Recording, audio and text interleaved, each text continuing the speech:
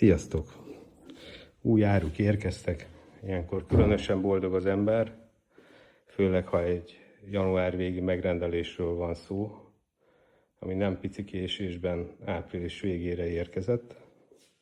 Így újra elérhető nálunk a HTS 678-as dióhéjas tisztító, így lassan teljes a paletta, hiszen az 518-asból és az 558-asból is volt folyamatosan raktáron, ami hiányzik, a HTS 728-as, ami egy speciális készülék, ez már az égéstér tisztítására is alkalmas, majd csinálok erről is egy külön videót, jó eséllyel a jövő héten vagy az utána való héten fog érkezni.